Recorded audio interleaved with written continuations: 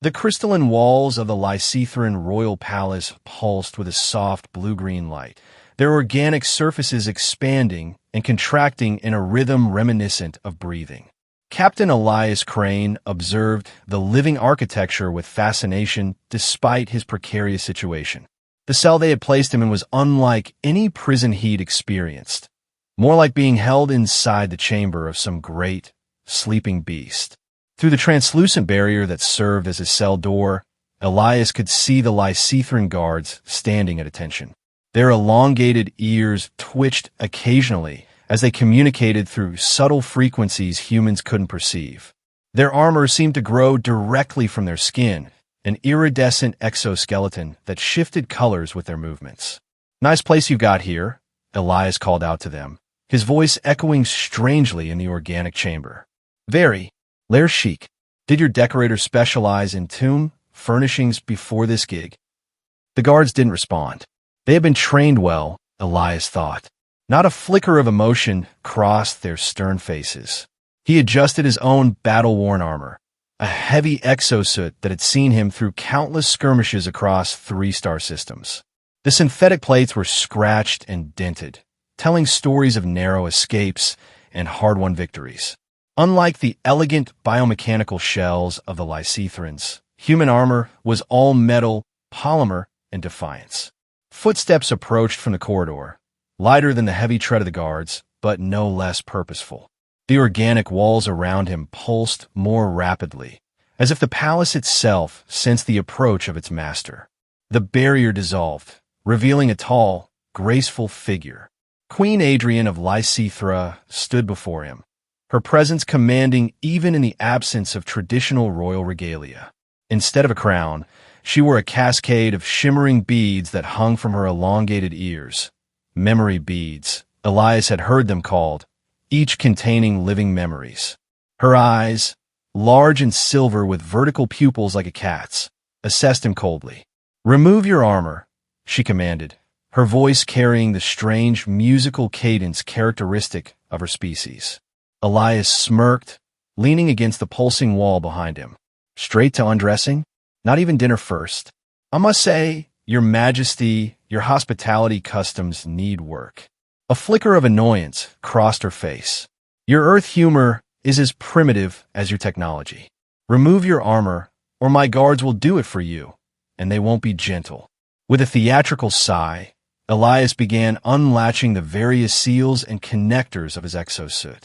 "Since you asked so nicely," he said, dropping pieces of armor onto the living floor with deliberate clangs. The floor rippled in response, as if wincing.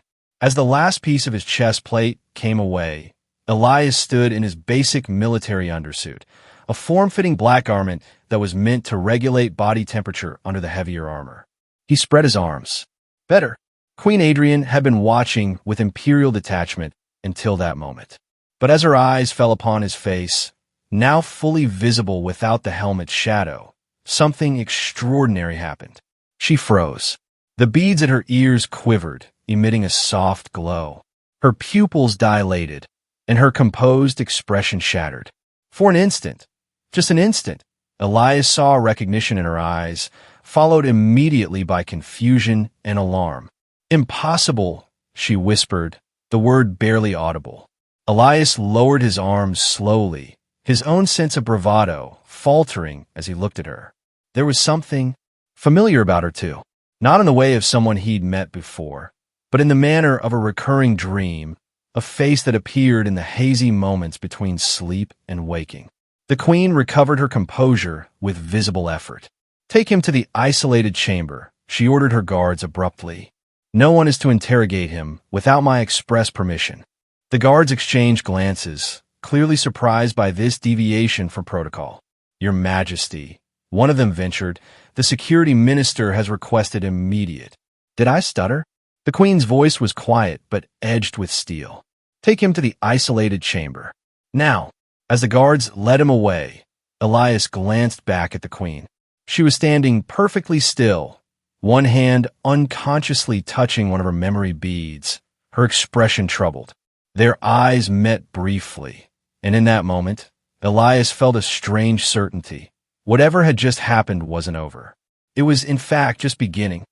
The isolated chamber proved to be a more comfortable prison than Elias had anticipated. The walls here were a softer shade of blue, pulsing slowly like a resting heartbeat. The floor had formed itself into a kind of living bed platform that adjusted to his body weight whenever he lay on it. The light in the room shifted gradually to match his circadian rhythm, dimming as his own alertness waned. "Well, this is cozy," Elias muttered to himself, testing the give of the platform with his hand. "I'm glad you find it satisfactory," came a melodic voice from everywhere and nowhere. Elias jumped up, instinctively reaching for a weapon that wasn't there. "Who's there?" A shimmer in the air coalesced into a holographic figure.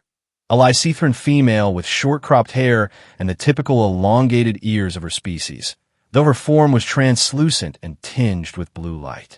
"I am Yuki, your companion and monitor," the apparition said with a slight bow. "I've been assigned to ensure your comfort and psychological stability during your stay." Elias relaxed slightly. Babysitter ai. Charming. Yuki's holographic head tilted. "I prefer ambient intelligence companion, but I suppose babysitter is technically accurate, if reductive." Despite himself, Elias laughed. "At least they gave me one with a sense of humor. It was deemed appropriate to match your psychological profile." Yuki's form drifted closer. "You use humor as a defense mechanism. I've been programmed to engage on similar terms." "Great. Even my coping mechanisms are being weaponized against me." Elias sat back down on the platform. "So what's your real purpose, Yuki? To spy on me? Extract information?" "To observe and report, yes, but also to provide companionship. Isolation can be damaging to human psychology." Elias gazed up at the pulsing ceiling, his mind drifting to things he usually tried to keep buried. "Tell me something, Yuki. Do Lycethrans dream?" The AI paused before answering. An unusual question. "Yes, they do, though their dreams are more organized than human dreams. Often, they're processing memories." "And what about dreams that feel like memories but can't possibly be?" Elias asked quietly. "Dreams of places you've never..." Audience. Adrian quickly returned the memory bead to her ear. "Tell him I'm indisposed. He insists it's regarding the human prisoner, Your Majesty. He says it's a matter of planetary security." With a sigh, Adrian squared her shoulders. "Very well. I will receive him in a lesser audience chamber in 10 minutes. The security minister was already waiting when she arrived, his tall frame rigid with barely contained impatience. Minister Serac had served under her father before her, and he made no secret of his belief that Adrian was too young and inexperienced for the throne. "Your Majesty," he began without preamble, "I must protest your interference with the human's interrogation. He is a potential intelligence goldmine, and every moment we delay..." "The prisoner is my concern, Minister," Adrian interrupted coolly, "and I have questions of my own that take precedence over your intelligence gathering." Serac's ears twitched in irritation.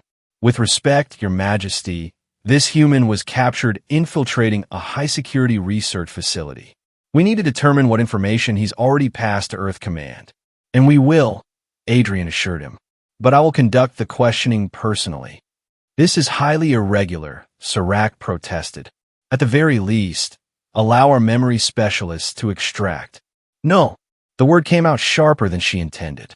The thought of memory specialists poking around in the human's mind, potentially erasing any recollection of Velithra, sent a chill through her. "No memory extraction." "Not yet." Serac's eyes narrowed. "Your Majesty, I must insist. If you're concerned about the human's comfort, I assure you our techniques have advanced considerably. He won't feel a thing." "That's not my concern," Adrian said, though it partially was. "I have reason to believe this human possesses unique information that standard extraction might damage." "What kind of information?" Serac pressed. "That's classified," Adrian replied, playing his own security games against him. "By my direct authority as queen." Serac's jaw tightened, but he could not openly challenge her. "As you wish, Your Majesty. But I am obligated to inform the Planetary Security Council of this decision." "Do what you must, Minister." Adrian rose, signaling the end of the audience. "Now, If you'll excuse me, I have a prisoner to interrogate." As Serac departed, Adrian touched the ancient memory bead at her ear once more. Something wasn't right. If Elias Crane had truly been on Velithra, why was it absent from official records? And more importantly, why did neither of them seem to have a complete memory of the encounter? There was only one place where she might find answers: the neural vault, where the most sensitive and dangerous memories of the Lysithran civilization were stored. The vault that only the reigning monarch could access, and even then, only with the greatest caution. It was time to uncover the truth, whatever the cost. Night had fallen on the Lysithran capital, at least according to the ambient lighting of Elias's cell. The pulsing walls had dimmed to a deep indigo, and the living bed platform had warmed slightly to compensate for the cooler air. Elias was dozing fitfully when the cell barrier dissolved with a soft hiss. He sat up quickly, alert despite his grogginess. Queen Adrian stood in the doorway alone, without her guards. "Your Majesty," Elias said, blinking in surprise. "To what do I owe the pleasure of this midnight visit? Miss my charming company already." Instead of responding to his quip, Adrian stepped inside and allowed the barrier to reform behind her. "We need to talk, Captain Crane. Without surveillance." Elias raised an eyebrow. Should I be flattered or terrified? Adrian approached, her silver eyes gleaming in the dim light. "Do you recognize me from somewhere?" Beyond our meeting earlier today, the directness of the question caught him off guard. Why do you ask? Answer the question, please." Her voice was softer than before, almost vulnerable. Elias studied her face for a long moment. "I've never met you before today," he said finally. But, he sighed, feeling foolish.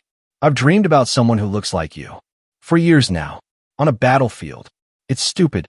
"Velithra," she whispered, her eyes widening. "You've dreamed of Velithra." Elias stared at her. "I don't know what that is." Adrian reached up and removed one of the memory beads from her ear. "This contains a memory from 12 years ago. A memory that, according to all official records, should not exist." She held out the bead. "Would you like to see?" Hesitantly, Elias took it. The bead was warm to the touch, pulsing slightly like a tiny heart. "How does it work?" "Hold it to your temple. The neural interface will do the rest." With a sense of surreal detachment, Elias pressed the small bead to his temple. Immediately, his vision blurred, then cleared to reveal a scene entirely different from the cell. Asterisk smoke and dust filled the air. The ground shook with the impact of artillery. Through the haze, he could see a grand building of alien design. Half of it collapsed into rubble. Asterisk. He was moving forward, navigating through debris. His body felt strange. Not his own, but lighter, more graceful. He realized with a start that he was experiencing Adrienne's memory, seeing through her eyes. Asterisk. Pain shot through her left leg as a secondary explosion sent a shower of debris down. Something heavy pinned her to the ground. The dust was choking her. She couldn't move. Asterisk. Then, through the smoke, a figure approached. Bulky, armored in unfamiliar gear, a human combat suit.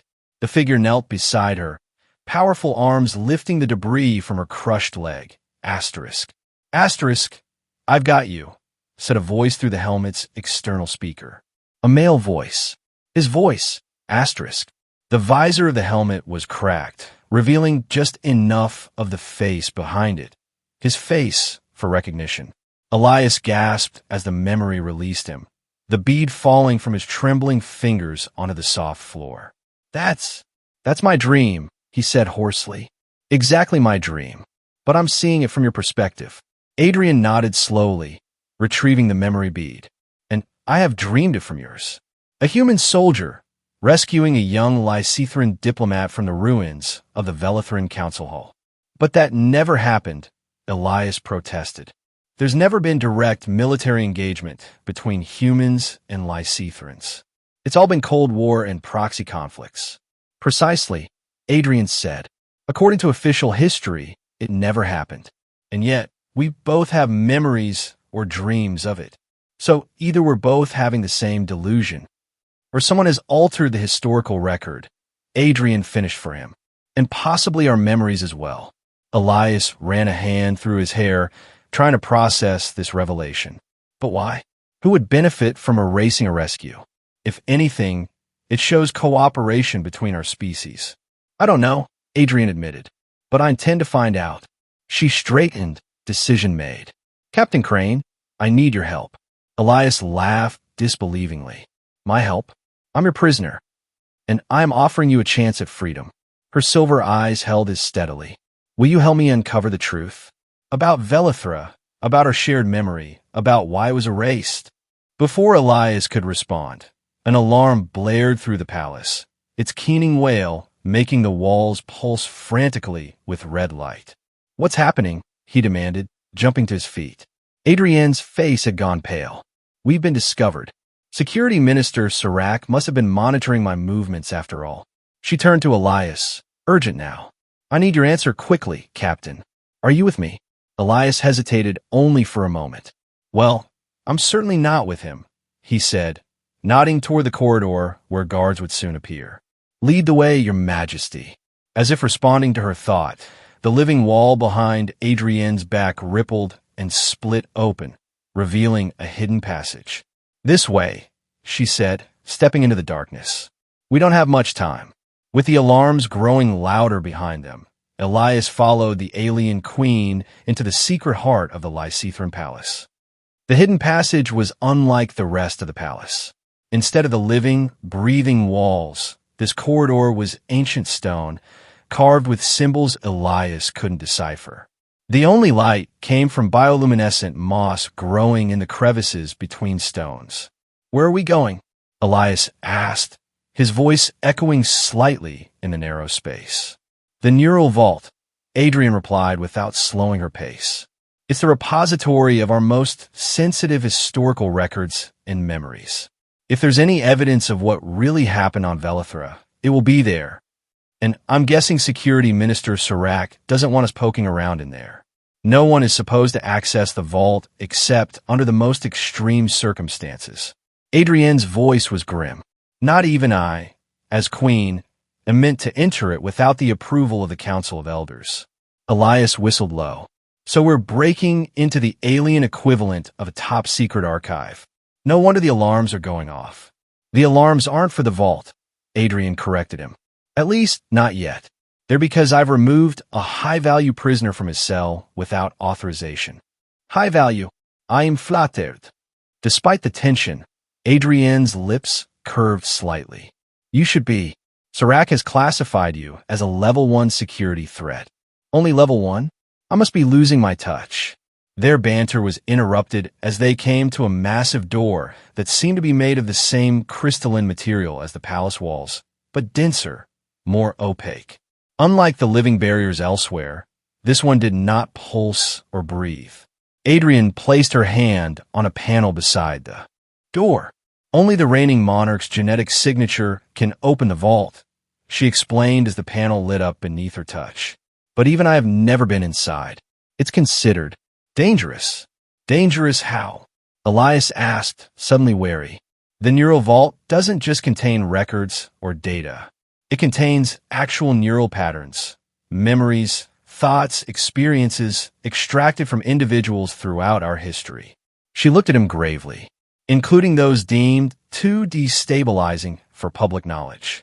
The door began to glow as it recognized her genetic signature, lines of light spreading from her hand across its surface in an intricate pattern. Destabilizing memories, Elias echoed. Like evidence of human military presence on a moon where officially no humans ever set foot? Exactly. The pattern of light completed itself, and the door began to dissolve inward. Brace yourself, Captain. We're about to step into the collective unconscious of my entire species. The chamber beyond was vast and dimly lit, stretching farther than seemed possible given the palace's external dimensions. Thousands, perhaps millions, of memory beads like the ones Adrian wore hung, suspended in the air, gently revolving in complex patterns.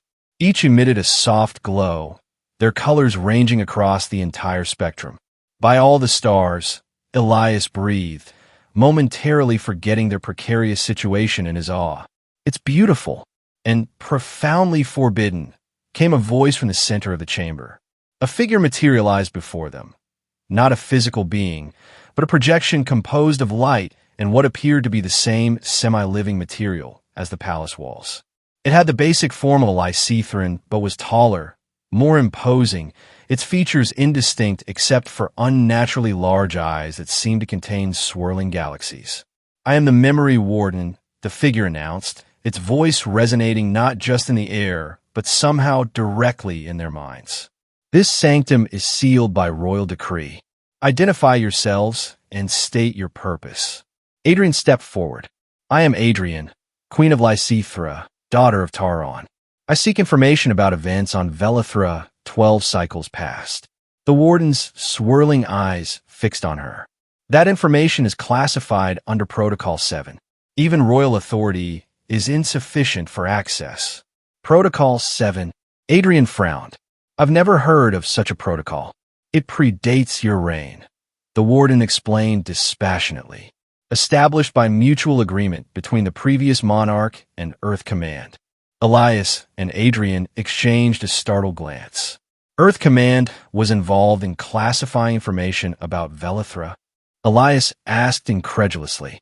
The warden's attention shifted to him, and Elias felt a strange pressure in his mind, as if something was sifting through his thoughts. "Human presence detected," the warden intoned, initiating security protocols. The suspended memory beads around them began to pulse more rapidly, their glow intensifying. Several detached themselves from their positions and shot toward Elias like tiny guided missiles. "Look out!" Adrian cried, pushing him aside. The beads veered to follow him, and Elias dove behind a crystalline column. The beads impacted the column instead, exploding in bursts of light and raw sensory data. For an instant, Elias was overwhelmed by fragments of alien memories. The taste of strange fruit, the sensation of swimming in a sea of living light, the echo of music unlike any human composition. "What the hell are those things doing?" he shouted, ducking as more beads hurtled toward him. "Defense mechanism," Adrian called back, trying to approach the warden. "Memory beads containing combat experiences. They're trying to overload your neural pathways." "Great," Elias muttered, rolling away from another barrage. "Death by alien memories. Just how I always wanted to go." The warden remained impassive at the center of the chamber, directing the attack with subtle gestures. Adrian attempted to interrupt its control, but an invisible force field kept her at bay. "Warden," she commanded, her voice taking on the full authority of her royal status. "I order you to stand down. This human is under my protection. Protocol 7 supersedes all other directives," the warden replied. "Human presence in the neural vault represents an existential threat to the integrity of our collective memory." "What if I already remember?" Elias shouted, an idea forming. "What if I already know what happened on Velithra?"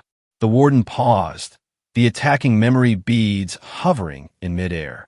"Explain." Elias straightened cautiously, keeping a wary eye on the suspended beads. "I have dreams, memories of Velithra, of rescuing a Lycethran diplomat from the ruins of the council hall, of a battle that supposedly never happened." He pointed at Adrian. "And she remembers it too, from the other perspective. If we both already know, what's the point of hiding?" The warden seemed to consider this. "If your claim is true, it represents a significant breach of Protocol 7. Verification is required." Before Elias could react, one of the memory beads shot forward and struck him in the center of his forehead.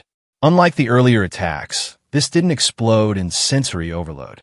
Instead, it melded with his skin, then sank beneath the surface. A feeling like ice water poured through his veins, followed by a burning sensation that spread from his forehead throughout his body. Elias dropped to his knees, a scream locked in his throat as the memory bead interfaced directly with his neural pathways. "What are you doing to him?" Adrian demanded, struggling against the invisible barrier. "Memory authentication," the warden explained calmly. If he truly possesses memories of Velithra, they will resonate with our archived record. Elias couldn't speak.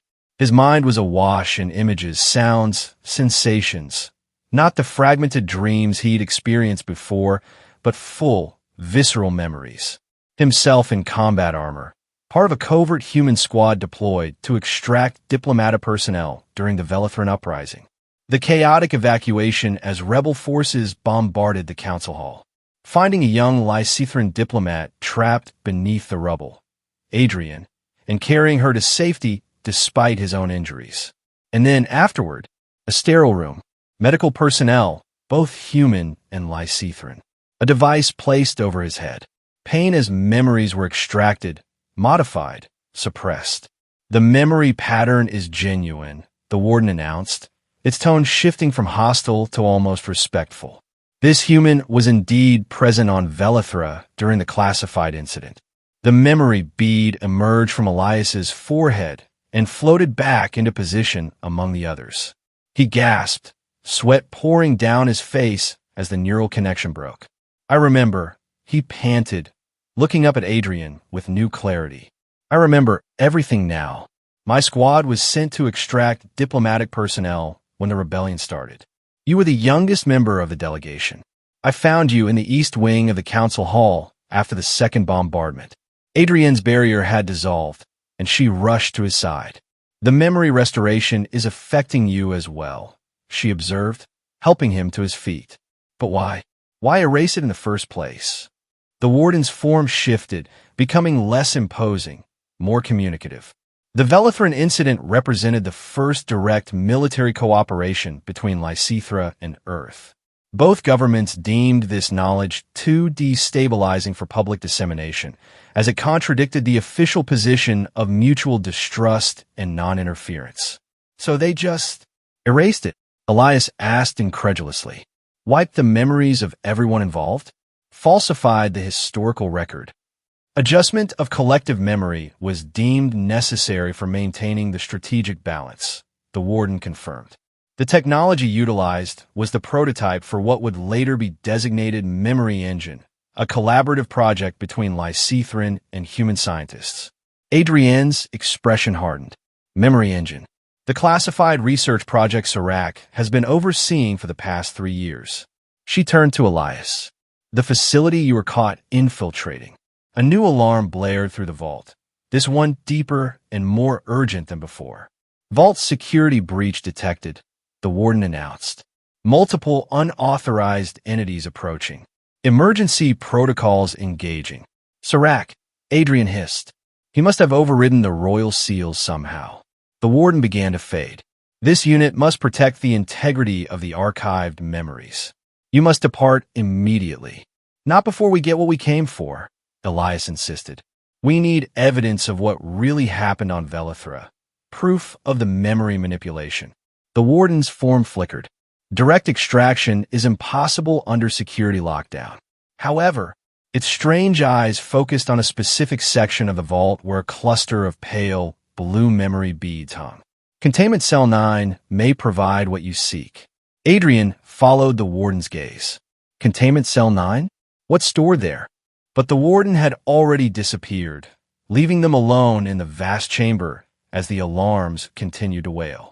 This way, Adrian said, grabbing Elias's hand and pulling him toward the section the warden had indicated. As they approached, Elias could see that this area was different from the rest of the vault.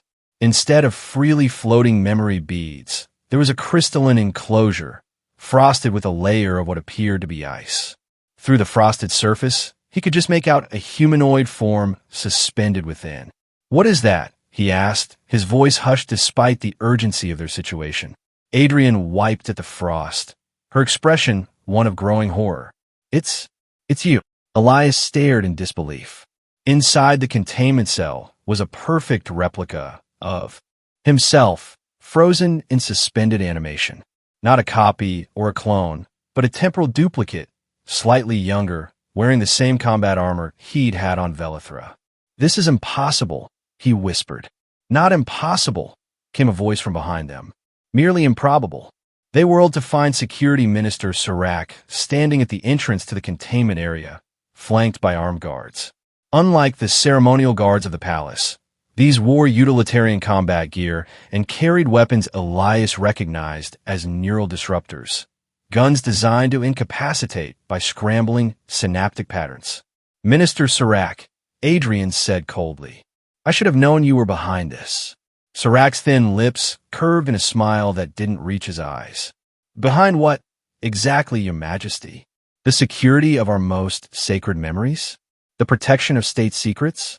Or perhaps you mean the Memory Engine project, which has ensured peace between our worlds for over a decade." "You call this peace?" Elias gestured at his frozen duplicate. "Kidnapping soldiers? Manipulating memories? Creating some kind of temporal duplicates?" "Not kidnapping," Serac corrected.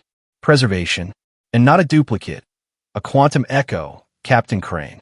A perfect snapshot of you at the moment of temporal divergence." "Temporal divergence?" Adrian repeated. "What are you talking about, Serac?" The security minister sighed, as if disappointed by their lack of understanding. "The Velithrin incident created a critical junction point in our shared timeline. A moment when our species could have chosen cooperation over competition, alliance over adversity." His expression hardened. "It was deemed too dangerous to allow that possibility to unfold naturally. So instead, you split the timeline," Elias realized with growing horror. "Created a divergence point where officially humans never set foot on Velithra. And preserve the evidence of the original branch here," Adrian finished, looking back at the frozen form. "A living memory that couldn't be completely erased." "Precisely." Serac stepped closer, the neural disruptors of his guards tracking their movements. "The Memory Engine project isn't just about manipulating individual memories, Your Majesty. It's about controlling reality itself, rewriting history on a quantum level while preserving the original branch point as a safeguard." "But why?" Adrian demanded. "Why go to such lengths to prevent an alliance between our peoples?" Serac's eyes gleamed with fanatic intensity. "Because some believed an alliance would inevitably lead to human dominance. That Lysithra would become just another Earth colony, our unique culture subsumed, our technology appropriated. Others, your father included, feared that exposure to human unpredictability would corrupt our carefully ordered society. And Earth Command went along with this?" Elias asked incredulously. "Certain factions within Earth Command saw advantages in maintaining the Cold War status quo," Serac explained. "Arms manufacturers, isolationist politicians, xenophobic military leaders, all had reasons to prevent normalization of relations with Lysithra. A particularly urgent alarm blared through the vault, causing the suspended memory beads to vibrate discordantly. "Enough talk," Serac said, his manner shifting to urgency. "The vault's defensive systems are reaching critical levels. If we don't leave now, we'll all be memory wiped." He gestured to his guards. "Secure them both. The Queen requires psychiatric evaluation, and the human needs more thorough memory adjustment." "You're not taking either of us," Elias said, stepping in front of Adrian. Without weapons, without armor, he knew their chances were slim. But there had to be a way out. Adrian's hand found his arm, squeezing gently. "The vault will protect its secrets," she murmured. "We just need to buy time." As if responding to her words, the chamber around them began to change. The walls pulsed rapidly, their crystalline surfaces growing opaque. Memory beads throughout the vault began to swirl in increasingly erratic patterns, some shooting toward Serac and his guards like miniature comets. "Defensive protocols engaged," announced the warden's voice, though its form remained absent. "Unauthorized presence detected. Purge imminent." "No," Serac shouted, backing away as memory beads exploded around his guards, overwhelming them with sensory data. "Override, code, Sigma Terra 9. But the vault wasn't responding to his commands anymore. The frozen containment cell behind Elias and Adrian began to glow, ice melting away from its surface. "What's happening?" Elias asked, watching as his duplicate suspension chamber started to activate. "I don't know," Adrian admitted. "But this is our chance." We need to extract the evidence and escape. The Queen hurried to a control panel beside the containment cell, her fingers dancing across symbols Elias couldn't decipher. The cell's outer shell dissolved, leaving the temporal duplicate, the quantum echo, as Sirac called it, suspended in a field of shimmering energy. "I can't free him," Adrian said, frustration evident in her voice. "The stasis field is too deeply integrated with his neural patterns. But I can do this." She touched several more symbols, and a small crystalline device emerged from the panel, glowing with stored data. A complete neural scan, including all memories from Velithra and the subsequent manipulation. "That's all we need," Elias said, taking the device and securing it in a pocket of his undersuit. "Now let's get out of here." The chamber had descended into chaos. Sirac and his guards were retreating, unable to withstand the vault's defensive measures. The walls themselves seemed to be reshaping, creating new passages while sealing others. "This way," Adrian urged, pulling Elias toward an opening that hadn't existed moments before. "The vault is creating an escape route for us." They ran through the new passage, the walls continuing to shift behind them, sealing off pursuit. The corridor twisted and turned unpredictably, sometimes narrowing to the point where they had to squeeze through sideways, other times opening into small chambers filled with swirling memory beads that parted to let them pass. "Is the vault helping us?" Elias panted as they ran. Adrienne's expression was one of wonder mixed with determination. "It's protecting its secrets, and right now, we're part of those secrets." The corridor eventually opened into an unfamiliar section of the palace. Unlike the ceremonial areas Elias had seen earlier, this appeared to be a maintenance level, with fewer organic elements and more conventional technology. Emergency lighting cast everything in a pulsing red glow, and distant alarms could still be heard. "Where are we?" he asked, trying to get his bearings. "Auxiliary Transportation Hub," Adrian replied, leading him toward a row of small, sleek vehicles docked along one wall. These maintenance pods can access any part of the palace complex, including the external landing bays. "And then what? We steal a ship?" Elias raised an eyebrow. "No offense, Your Majesty, but are you really prepared to become a fugitive from your own kingdom?" Adrienne's silver eyes met his, determination hardening her delicate features. "I'm prepared to uncover the truth, Captain Crane, however difficult that path may be." She gestured to one of the pods. "Now, unless you prefer to stay and explain yourself to Sirac's interrogators." "Point taken," Elias conceded, climbing into the pod behind her. The vehicle was designed for Lysithran proportions, making it a tight fit for Elias's broader human frame. Adrian placed her hand on the control panel, and the pod hummed to life, detaching from its docking station. "Hold on," she warned as the pod accelerated into a translucent tube that seemed to run through the very walls of the palace. They shot through the complex at dizzying speed, the tube occasionally becoming transparent enough for Elias to glimpse various sections of the palace rushing by. Guards and officials could be seen running in apparent confusion, the entire complex in lockdown. "Where exactly are we going?" Elias asked, bracing himself as the pod banked sharply around a corner. "Royal Landing Bay," Adrian replied, focused on the controls. "My personal shuttle has the highest security clearance. It should be able to bypass the planetary defense grid without triggering an immediate pursuit." "Should be." A wry smile touched her lips. "There are no guarantees in revolution, Captain." The pod slowed as they approached a heavily secured area. Unlike the organic architecture of the rest of the palace, the landing bay was all steel and composite materials, designed for practicality rather than aesthetics. "We'll only have moments once we exit the pod," Adrian warned as they came to a stop. "The bay security systems will recognize me, but they'll also alert Sirac that I'm attempting to leave. So we run," Elias said simply. And run they did. The moment the pod doors opened, they sprinted across the polished floor of the landing bay toward a sleek, silver craft emblazoned with the royal insignia. Palace guards shouted in surprise, some moving to intercept them, but they were caught off guard by the Queen's presence.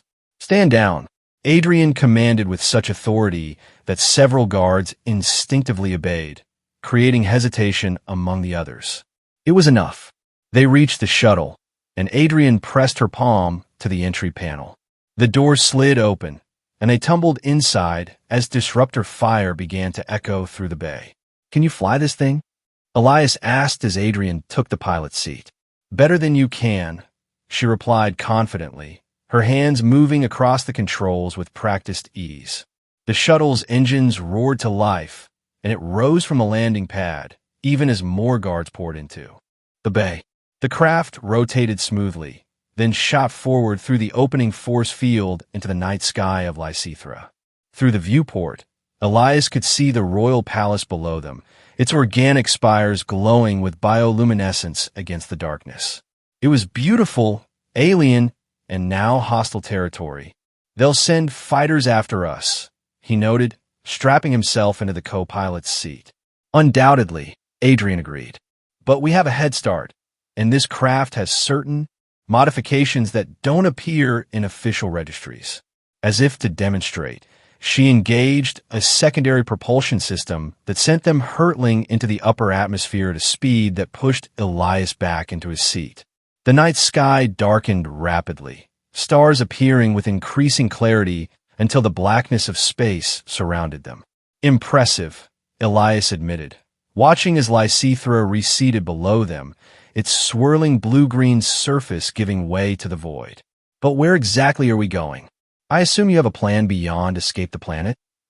Adrienne's expression grew more serious. "There's a neutral station in the Mira sector, Crossroads. It's technically outside both Lysithran and Earth jurisdiction. From there, we can transmit the evidence we've gathered to both governments simultaneously, making it impossible to suppress." Elias frowned. "And you think that will work?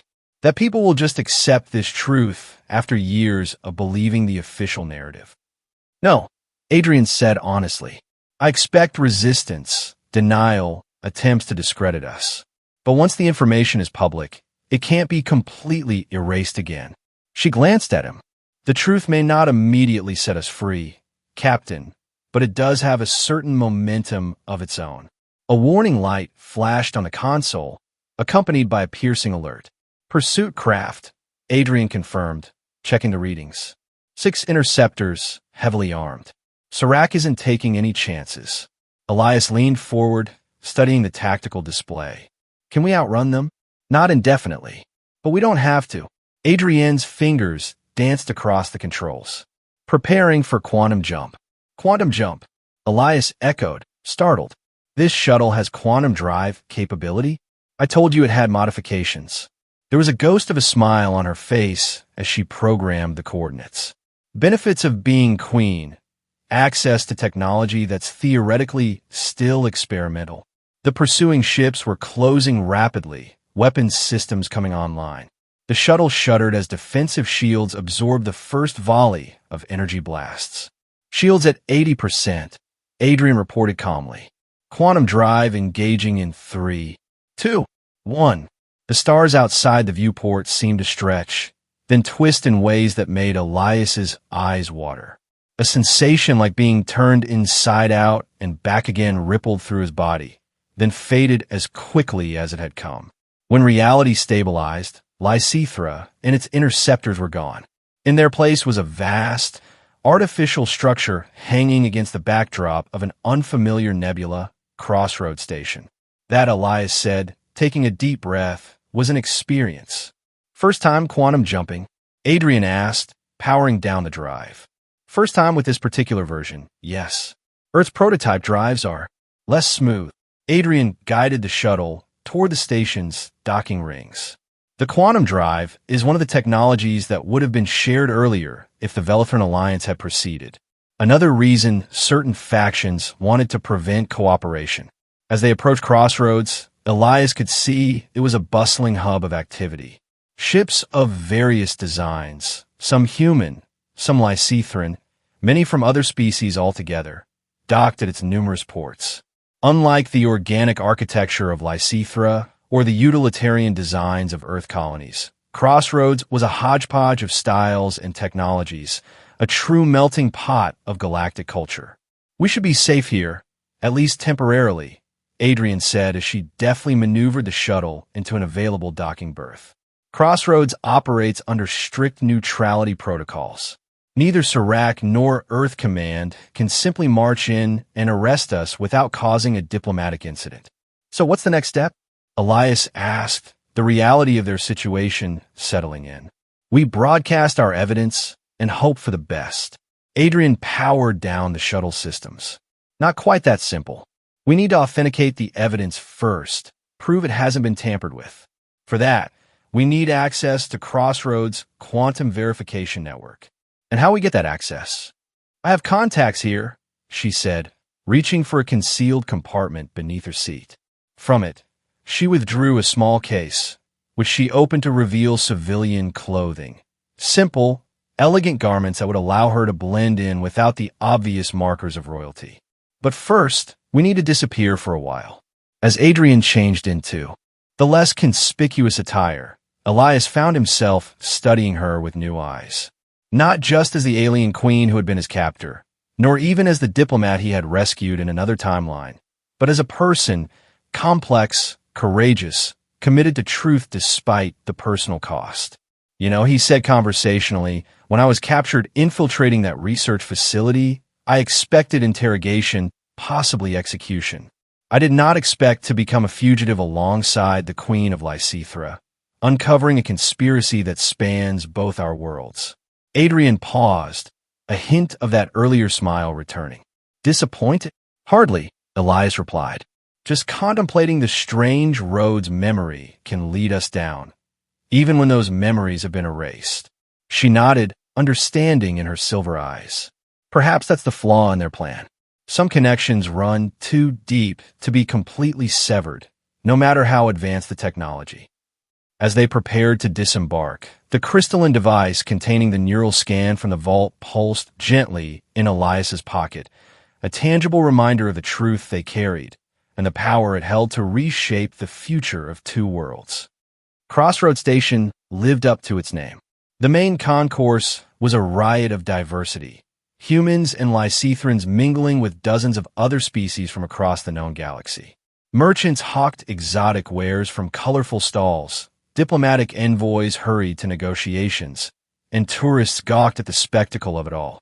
Adrian moved through the crowd with practiced ease, now dressed in flowing garments of muted blue that concealed her royal bearing without diminishing her natural grace. She had given Elias a set of civilian clothes as well. Simple, dark fabrics that didn't quite fit his human proportions but were vastly preferable to the undersuit he'd been wearing since his capture. Stay close, she murmured as they navigated a particularly crowded section. Serac will have agents here, even if they can't operate openly. Elias nodded, keeping pace beside her. Where exactly are we heading? Level 7, Blue Sector. A data broker named Thex. If anyone can help us authenticate and distribute the evidence securely, it's them. They took a gravity lift to the upper levels of the station, where the crowds thinned and the establishments became more exclusive and discreet. Adrian led them down a corridor of private businesses, each marked only by subtle symbols rather than obvious signage. She stopped before a door emblazoned with a stylized eye intersected by what appeared to be a data stream. Here we are. The door scanned them both silently, then slid open to reveal a dimly lit interior. The space beyond was smaller than Elias had expected, dominated by a circular desk surrounded by floating holographic displays. Behind the desk sat a being unlike any Elias had encountered before, neither human nor Lysithran, but a diminutive figure with six-fingered hands and eyes that seemed to shift color continuously. Queen Adrian, the figure said, their voice modulated to a pleasant hum. This is an unexpected honor, and with human company, no less.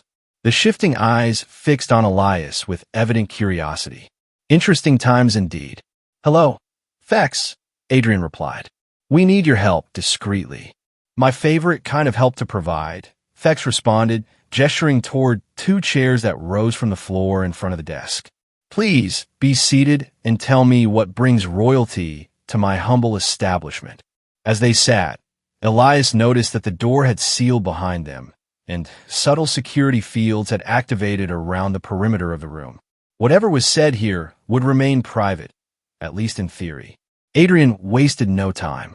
We have recovered evidence of historical manipulation on a quantum level, affecting both Lysithra and Earth. We need to authenticate it and distribute it widely enough that it cannot be suppressed again. Fex's color-shifting eyes widened slightly. Historical manipulation? You're speaking of the Memory Engine project. It wasn't a question. Now, it was Adrienne's turn to look surprised. You know about it? Information is my business, Your Majesty. And information that governments try desperately to hide is the most valuable kind. Fex leaned forward. I've heard whispers about the Memory Engine for years. Quantum-level adjustments to historical reality, preservation of divergent timeline nodes, selective memory erasure. But whispers are not evidence. Elias reached into his pocket and placed the crystalline device on the desk between them. Will this do? Fex stared at the device with an expression that Elias interpreted as professional avarice, despite their alien features. A neural scan from the Lysithran vault? Direct access to preserved memories from a divergent timeline. They looked up at Adrian. Do you have any idea what this is worth? I didn't come here to sell it, Adrian said firmly. I came for your help in distributing it. Fex made a sound that might have been a chuckle. Of course, Your Majesty. But surely you understand that services of this magnitude require compensation. Name your price. Elias interjected before Adrian could respond. But know that we're on a tight schedule. Sirac's forces won't be far behind us. At the mention of Sirac, Fex's demeanor changed subtly. Security Minister Sirac? He's personally involved in your pursuit. Adrian nodded. He's one of the architects of the cover-up. He's been overseeing the Memory Engine project for years. Fex was silent for a moment, their shifting eyes flickering more rapidly. In that case, they said finally, my price is inclusion. Inclusion? Elias repeated. In your broadcast, I want my analysis and verification included in the data package with full attribution. Fex gestured at the neural scan. If this evidence is as significant as I believe it is, being the authenticator of record would elevate my status considerably. Adrian considered this. Agreed, on one condition. The data must be transmitted simultaneously to both Lysithran and Earth governmental channels, as well as to independent media outlets across the galaxy. No exclusives, no dilas. That will make you very unpopular in certain powerful circles, Your Majesty, Fex warned. I'm already fugitive royalty, Adrian replied dryly. Popularity is no longer my primary concern. Fex inclined their head in acknowledgement. Very well. I'll begin the authentication process immediately. They took the crystal and inserted it into a specialized port on their desk. Holographic displays sprang to life around them, filling with streams of data and neural patterns. This will take some time. Perhaps you'd care for refreshments while you wait? As if on cue, a panel in the wall slid open, revealing a selection of food and drinks suitable for both human and Lysithran consumption. Elias realized suddenly that he hadn't eaten since before his capture. How many hours ago now? He'd lost track in the chaos. Thank you, Adrian said, selecting a small flask of what appeared to be some kind of nectar. Elias chose something that resembled a protein bar, the safest option when faced with alien cuisine in his experience. They ate in silence for a few moments, both lost in their thoughts as Fex worked on the neural scan, occasionally muttering to themselves or adjusting the holographic displays. You know, Elias said at last, keeping his voice low, assuming we succeed, assuming this evidence does change the official narrative. What happens next? To you, I mean. Can you return to being queen after defying your government so publicly? Adrian gazed into the distance, contemplating. I don't know, she admitted. Perhaps, if enough of the council accepts the truth. More likely, there will be resistance, calls for my abdication. She looked at him directly. But if that's the price of correcting a historical wrong, so be it. That's remarkably selfless, Elias said, genuinely impressed. She shrugged slightly. Is it?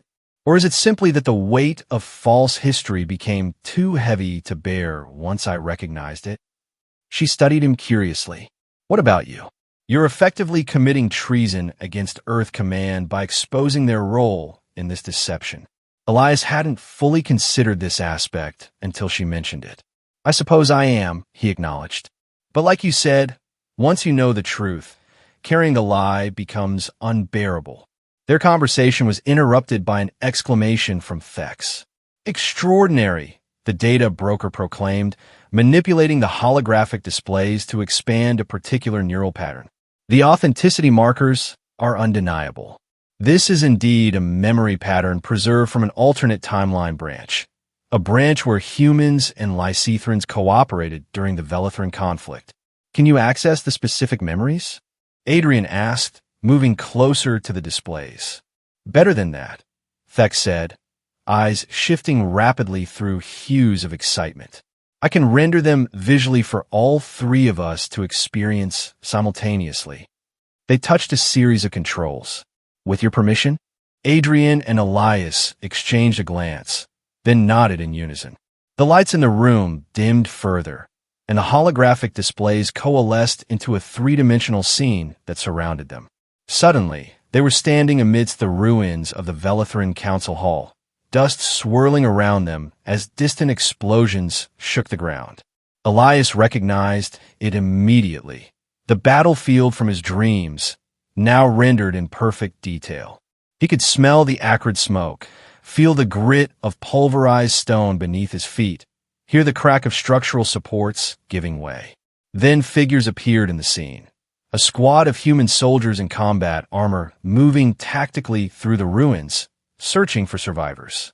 Elias recognized himself among them, younger by a decade face, partially visible through a cracked visor.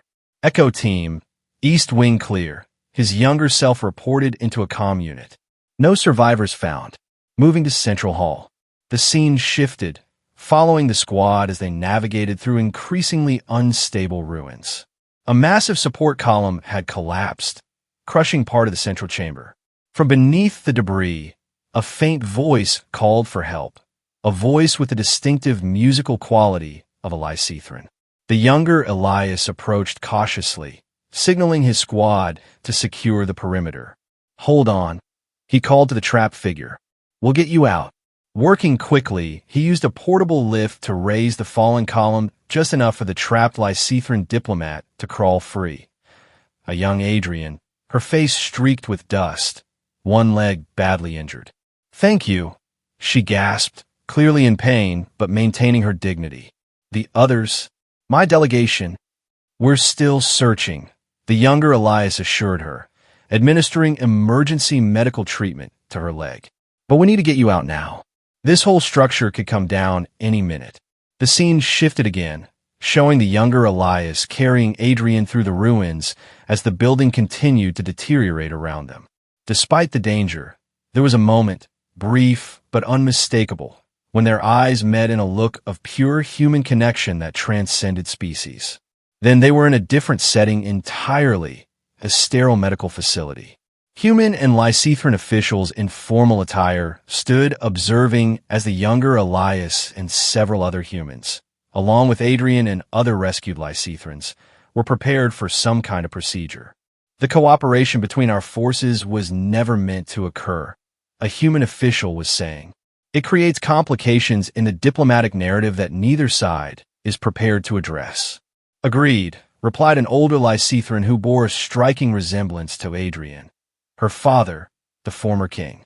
The memory engine will ensure that this incident is properly contextualized in the historical record. You mean erased, the younger Elias said bitterly as medical personnel fitted a device to his head. Adjusted, Captain, the human official corrected. You'll retain the skills and experiences from this mission, just not the specific context. It's for the greater good, maintaining the delicate balance between our species. The younger Adrian, still recovering from her injuries, locked eyes with Elias one last time before similar devices were attached to her temples. We will remember, she whispered, though whether to him or to herself wasn't clear. Somewhere, somehow, we will remember. The holographic scene faded, returning them to Thex's office. The data broker was staring at them with undisguised fascination. Now that, they said, is what I call compelling evidence. The neural signatures confirm its authenticity beyond any reasonable doubt. They manipulated the controls again, and the holographic displays showed multiple data streams being compiled. I'm preparing the broadcast package now. Once released, this will reach every major governmental system and independent news network simultaneously. Adrian took a deep breath, the weight of the moment evident in her expression. How long? Minutes only, Thex assured her, though I suggest you both prepare for immediate fallout. Neither Lysithran Security nor Earth Command will be pleased. That's putting it mildly, Elias muttered. A sudden alarm blared from Thex's security system. The data broker's eyes shifted to a deep, concerned purple. Speaking of displeased authorities, they said, checking a display, it appears Minister Sirac's agents have located your shuttle. They're at the docking bay now and have likely obtained your biometric trail through the station. How long until they trace us here? Adrian asked sharply. 15 minutes, perhaps less, Thex estimated. My security systems will slow them down, but they're using override protocols that shouldn't be available to them. Can you finish the broadcast before they get here? Elias asked. Thex nodded. The data is already being transmitted, but you two need to be elsewhere when Sirac's people arrive. We need a ship, Adrian said. Something untraceable. I might be able to help with that too, Thex offered, touching another control. A hidden door slid open in the back wall of the office. I maintain a private docking bay for special clients. There's a modified scout vessel there. Not as luxurious as your royal shuttle, but equipped with advanced stealth systems and a quantum drive. That sounds perfect, Elias said. What's the catch? Thex's eyes shifted to an amused yellow. Consider it a business investment. When the story of how Queen Adrian and Captain Crane exposed the truth about the memory engine breaks, having played a role in your escape will only enhance my reputation. Another alarm sounded, more urgent than the first. Security breach on level 6, Thex reported. They're moving faster than expected. You should leave now. With a grateful nod to the data broker, Adrian and Elias hurried through the hidden passage. It led to a private lift that descended rapidly to a small, secluded docking area.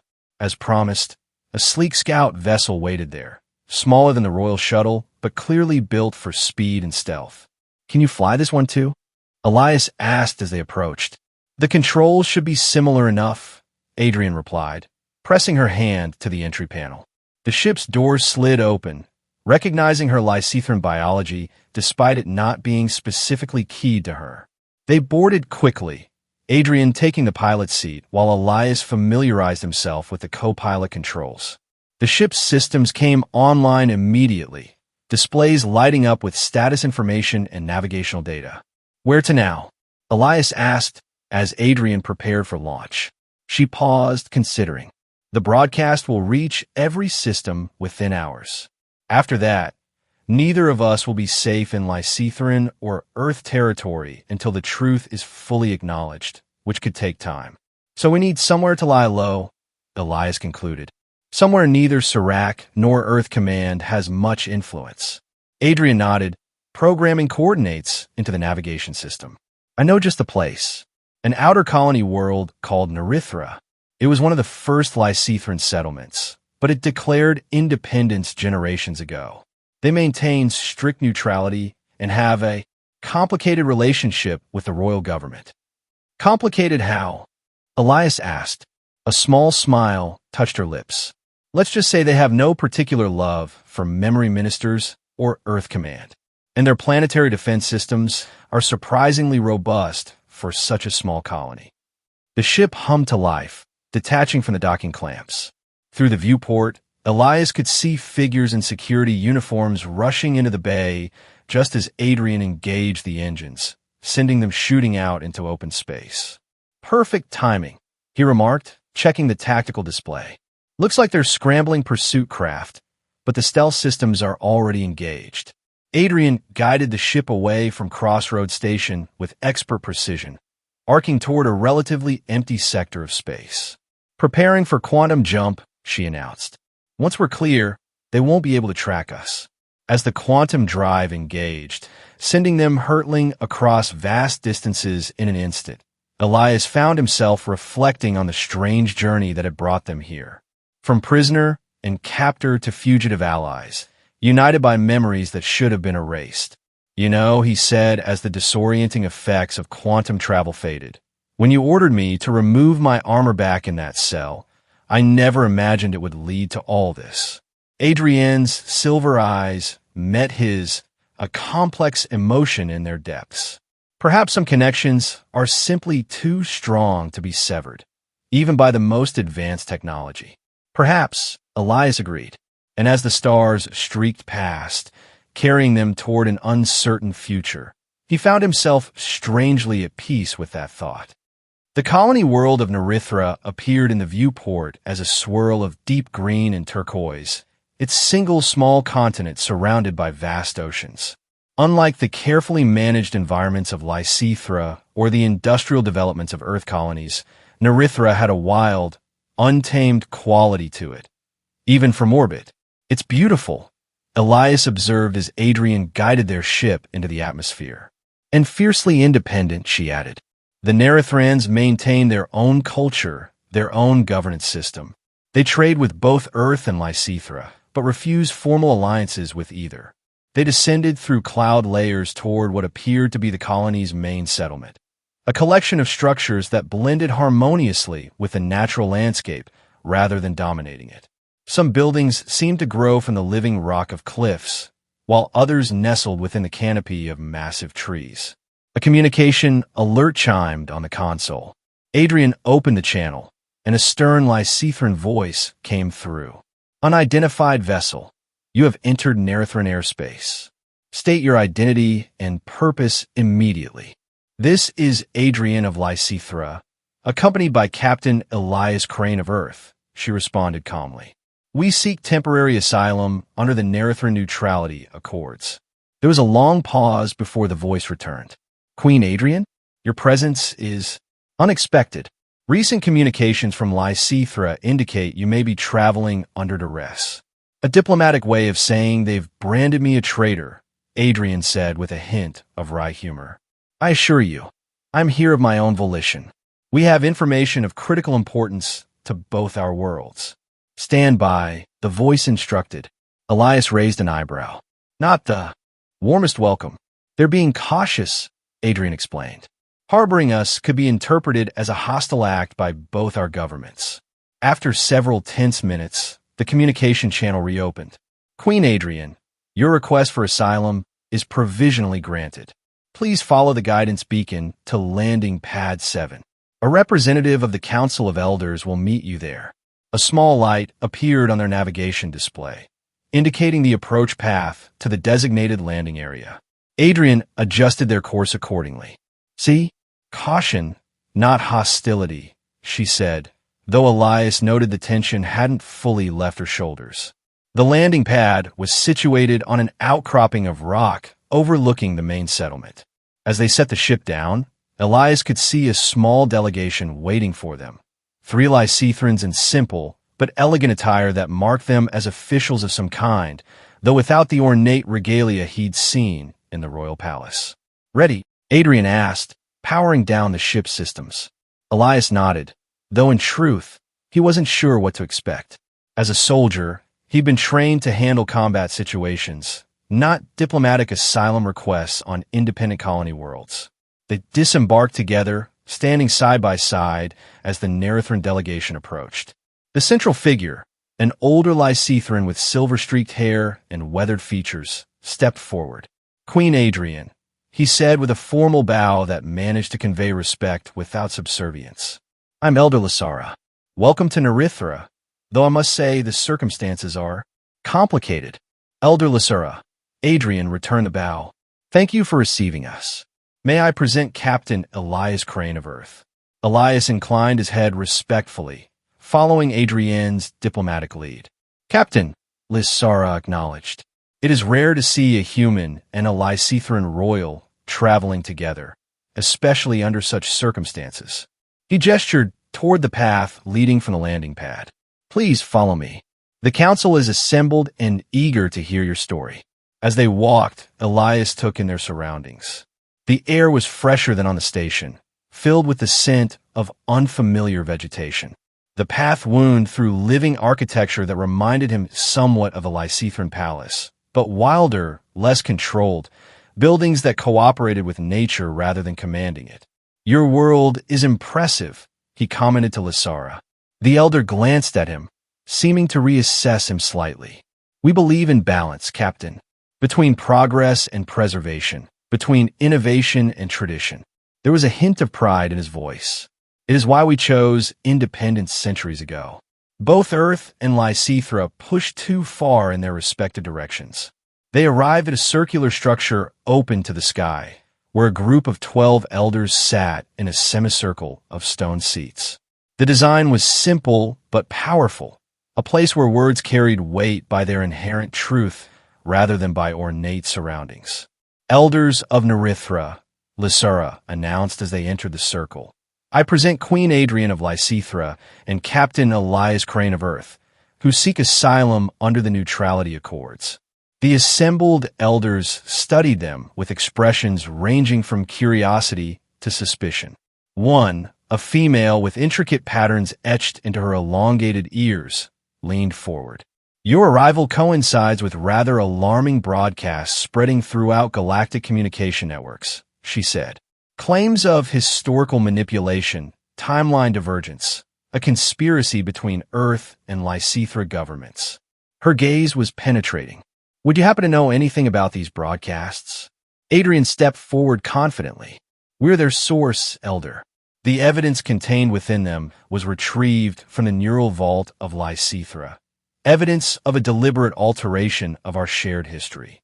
Murmurs rippled through the council. Another elder, wizened with age, spoke next.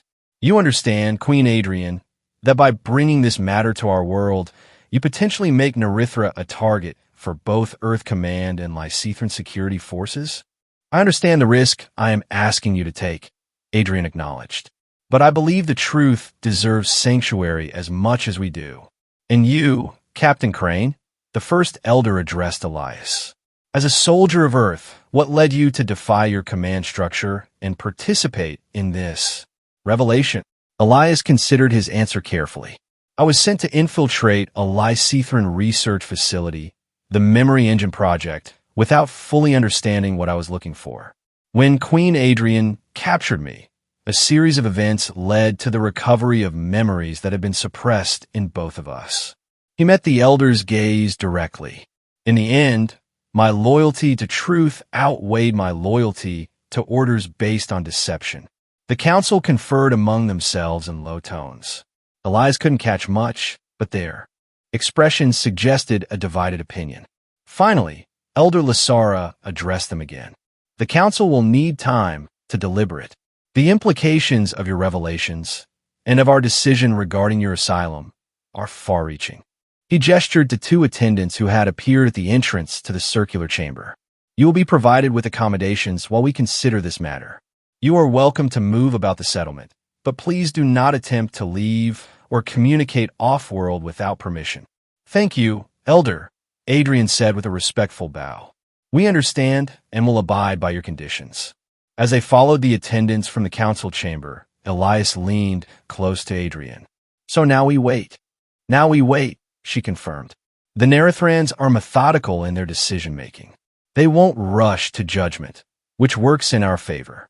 It gives the evidence time to spread and be verified by others. The attendants led them to a dwelling built into the living branches of an enormous tree. Inside, the space was simple but comfortable, with separate sleeping areas and a common room that offered a breathtaking view of the settlement and the ocean beyond. The council will summon you when they have reached a decision, one attendant informed them. In the meantime, you'll find food, clothing, and bathing facilities here. If you require anything else, simply use the communication panel by the entrance.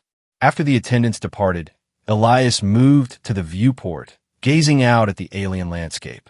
It's strange, he said after a moment. A week ago, I was on a covert mission to gather intelligence on a Lysithran weapons project. Now I'm standing in an independent colony with the Queen of Lysithra, waiting to hear if we'll be granted asylum after exposing a cross-species conspiracy.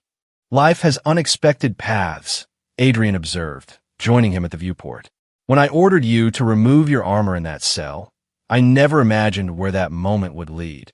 Speaking of which, Elias turned to her with a hint of his old humor. You never did give me my armor back. A smile touched her lips. Perhaps someday, Captain Crane, when all this is over. If it's ever over, he said more soberly.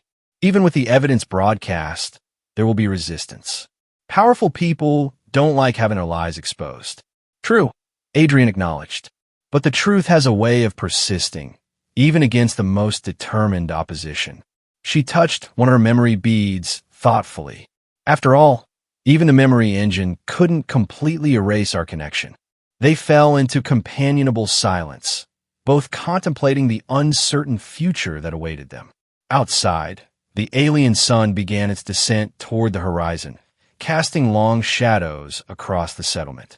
Later that evening, as they shared a meal of local foods that the dwelling had provided, a chime sounded from the communication panel. Elder Lasara's voice came through.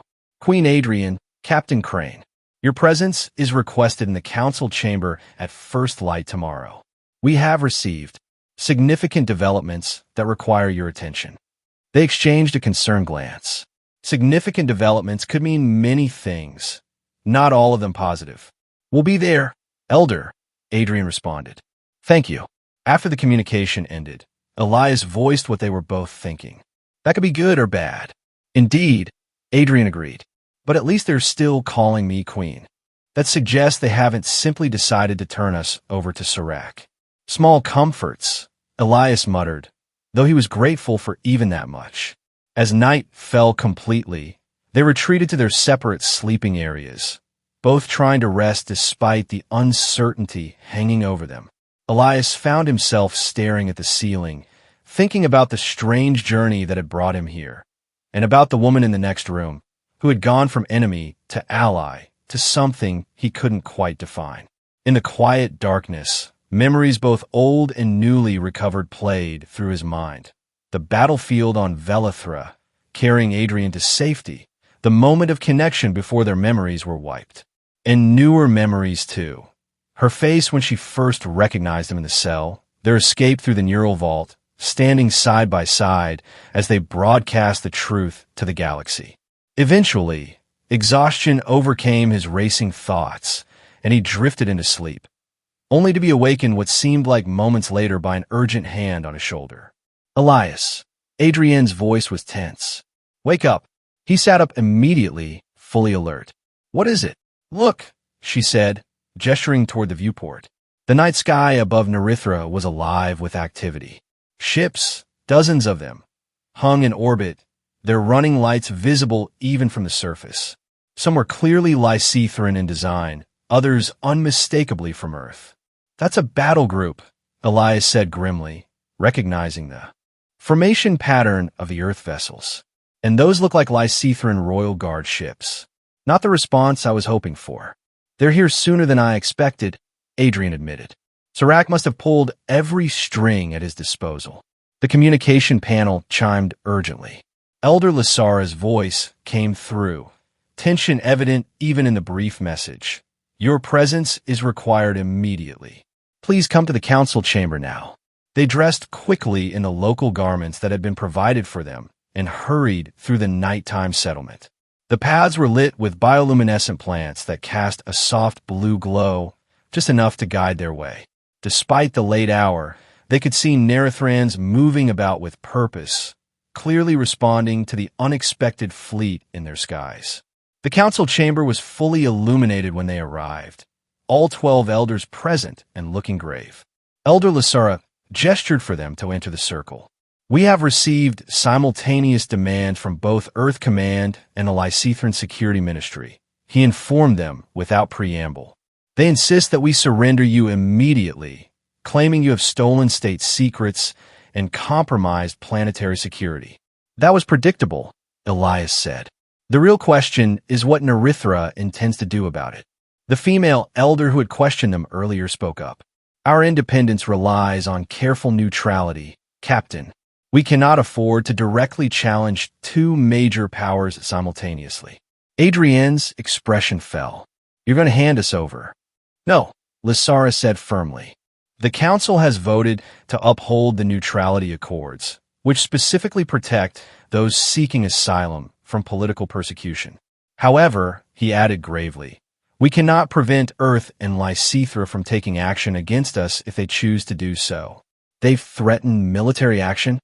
Elias asked, though the answer was obvious from the ships in orbit. Not explicitly, another elder replied. But the presence of their fleets conveys the message clearly enough.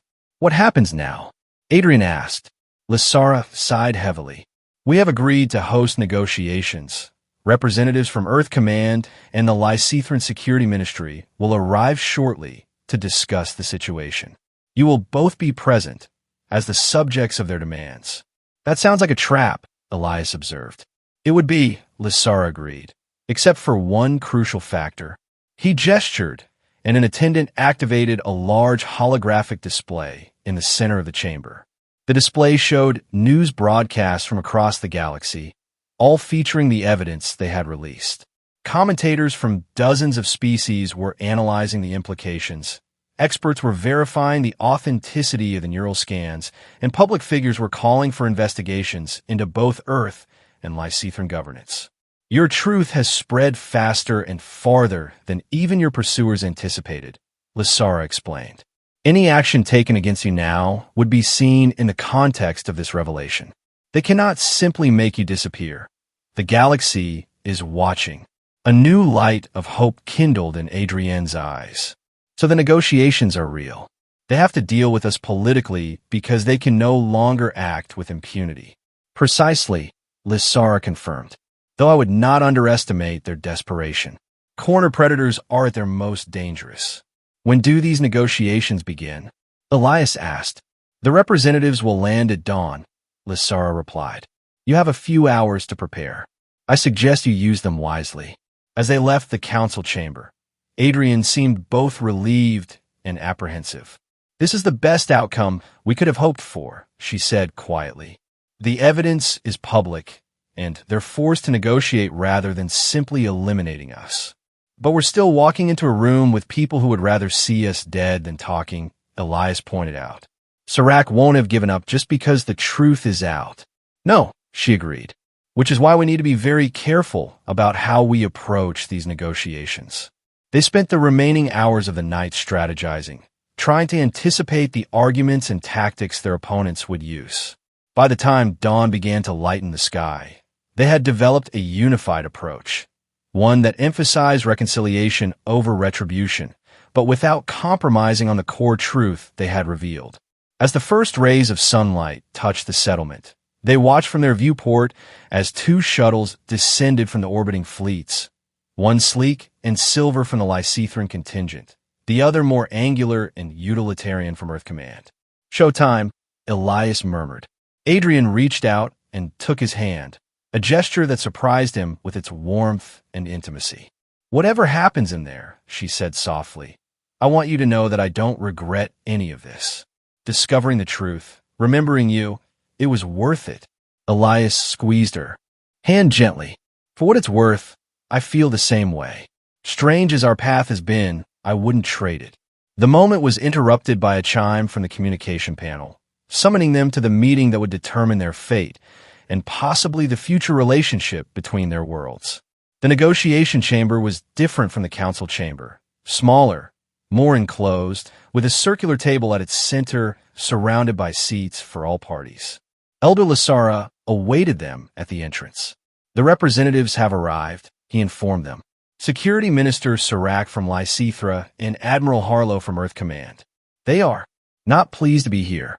I imagine not, Adrian said dryly. Lysara looked at them both seriously.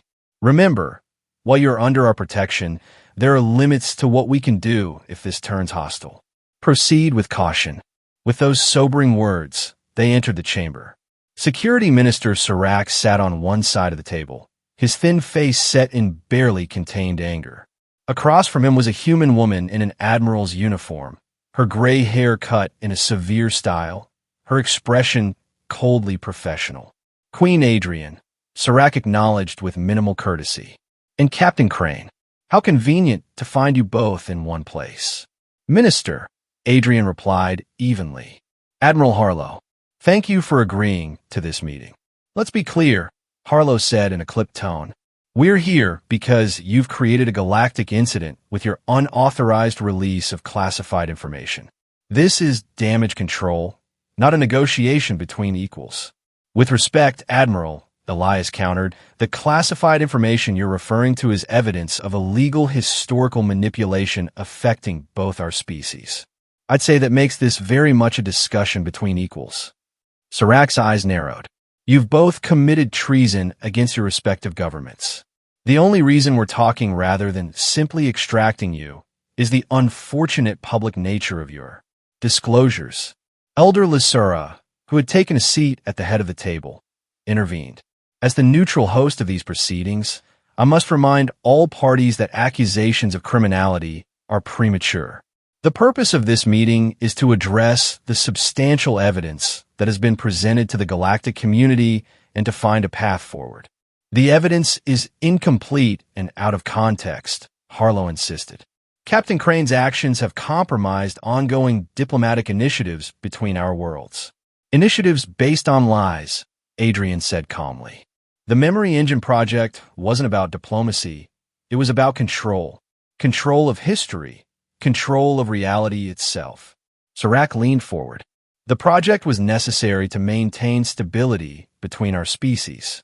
Without it, we might have descended into open warfare long ago.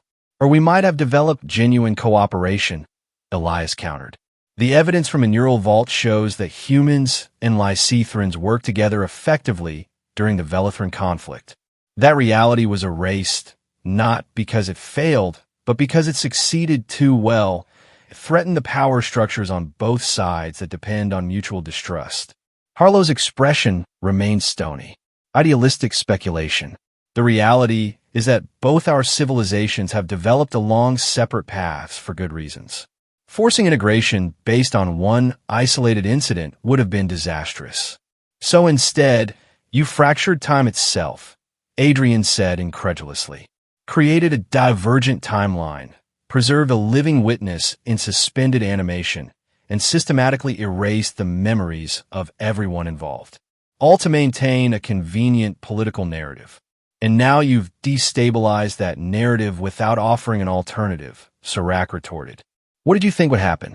That our worlds would simply embrace each other based on your revelation? Already there are protests, diplomatic tensions, military maneuvers in disputed sectors. The instability was inevitable, Elias said firmly. You built both our societies on a foundation of lies. Sooner or later, that foundation was going to crack. Elder Lysura raised a hand for calm. Perhaps we should focus on the path forward rather than recriminations about the past. The evidence has been released. The public throughout the galaxy is aware of it. What matters now is how we respond to this new reality. A moment of silence fell over the table as each party considered the elder's words. Finally, Admiral Harlow spoke. Earth Command is prepared to acknowledge the authenticity of the evidence, she said reluctantly. We can no longer credibly deny the Velithran incident or the subsequent memory alterations. However, she added sharply, we maintain that these actions were taken in the interest of stability and peace, however imperfect. Serac looked displeased, but nodded in agreement. The Lysithran Security Ministry takes a similar position. We acknowledge the facts, but reject the characterization of our actions as malicious. That's a start, Adrian said cautiously. But acknowledgement isn't enough. The Memory Engine project must be dismantled entirely. No more manipulation of history. No more erasure of memories. And the quantum echo in the neural vault, my duplicate, must be properly revived and integrated, Elias added. He's a living being, not just a piece of evidence. Harlow and Serac exchanged glances, seemingly engaged in a silent calculation of how much they would need to concede. The memory engine research has progressed too far to simply abandon, Serac said finally. But we could agree to international oversight, representatives from neutral worlds, including Narithra, monitoring all applications of the technology. And restrictions on its use, Harlow added, limited to scientific research rather than historical adjustment. As for the quantum echo, Serac continued, reviving him presents considerable metaphysical and legal challenges. He is, technically, a version of Captain Crane from an alternate timeline branch. He's a person, Elias insisted, one your government's kidnapped and preserved without consent. Another tense silence fell. Elder Lasara cleared his throat. If I may suggest, this point might benefit from expert consultation. Narithra has scholars who specialize in temporal ethics. Perhaps they could evaluate the situation and recommend a humane course of action. Gradually, point by point, the negotiation proceeded. Each concession was hard-won, each agreement fragile.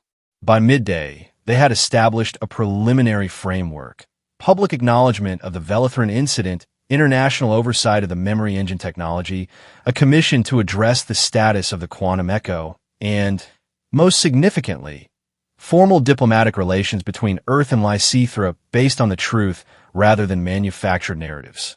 There remains the matter of your own status, Harlow said, fixing Elias with a stern gaze.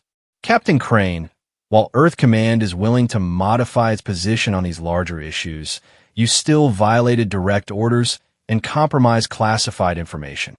And you, Queen Adrian, Serac added, have undermined the authority of your own government and exposed sensitive national security matters. Adrian straightened in her seat. I did what was necessary to correct a historical wrong. If the price of that is my crown, so be it. Elias nodded in agreement. And if I face court-martial for exposing the truth, I'll accept that consequence. Elder Lasara intervened once more. Perhaps there is a more constructive approach. Both Earth and Lysithra now face the challenge of rebuilding public trust and establishing new diplomatic frameworks. Who better to assist in that process than the two individuals who brought the truth to light? You're suggesting we reward their insubordination? Harlow asked incredulously. I'm suggesting you recognize their commitment to truth and justice, Lasara corrected. Qualities that will be essential in the difficult transition ahead. After further discussion, a compromise emerged. Adrian would return to Lysithra not as queen. She would abdicate in favor of her younger sister, but as a special diplomatic envoy focused on transparency and reconciliation. Elias would be honorably discharged from military service, but appointed as Earth's liaison to the new Joint Commission overseeing memory engine research. Neither was a perfect outcome, but both allowed them to continue working toward the truth they had fought to reveal. As the meeting concluded, with formal agreements to be drafted and signed the following day, Serac approached Adrian privately. You've won this round, Adrian, he said quietly, but you've forever altered the course of our world, and I'm not convinced it's for the better. The truth is messy, Serac, she replied, but it's real. Whatever challenges lie ahead, at least we'll face them honestly. Similarly, Admiral Harlow drew Elias aside with a frank assessment. You realize the diplomatic corps is where we send officers who are too problematic to promote, but too valuable to discharge, she said bluntly. This isn't a reward, Crane. It's a complicated form of exile. I understand, Admiral, Elias replied, but I'd rather serve the truth in exile than perpetuate lies from a position of honor. Harlow studied him for a moment, then offered a grudging nod of respect before departing. As the representatives returned to their shuttles and the orbiting fleets began to disperse, Elias and Adrian found themselves alone on a balcony overlooking the Narithran settlement, the vast ocean stretching beyond. So, Elias said, leaning against the railing, special envoy and diplomatic liaison. Not exactly how I imagined this ending. Is it ending? Adrian asked, standing beside him. Or just beginning differently than we expected? He turned to face her, really seeing her in the clear light of day. Not as the alien queen who had ordered him to remove his armor, not as the fugitive who had helped him expose a conspiracy, but simply as herself. A person he had saved once, long ago, in another version of reality. A person who had, in turn, helped him reclaim his own truth. Whatever it is, he said softly, I'm glad we'll be facing it together. Different roles, different worlds, but the same purpose. Adrian smiled, reaching up to touch one of her memory beads, the one containing that first shared moment on Velithra. Some connections persist across timelines, she said. Some truths can't be erased, only temporarily hidden. As the Nerithran sun began its descent toward the horizon, casting golden light across the settlement and the sea beyond, they stood together in comfortable silence. The path ahead would be challenging, rebuilding trust between their worlds, establishing new frameworks based on truth rather than convenient fictions, navigating their own complex relationship across the divide of species and politics. But for now, in this moment, it was enough to know that the truth had prevailed. They had prevailed against memory engines and quantum manipulations, against the weight of two governments and their own altered minds. They had found each other and found the truth. By the way, Elias said with a hint of his old humor, you still never gave me back my armor. Adrian laughed, the sound musical and genuine. Keep asking, Captain Crane. Perhaps someday, when all our work is done, I'll hold you to that, Your Majesty, he replied with a grin. And as the stars began to appear in the deepening sky above Nerithra, they turned their gaze upward, toward the future they had fought to make possible and the endless possibilities it contained. The end.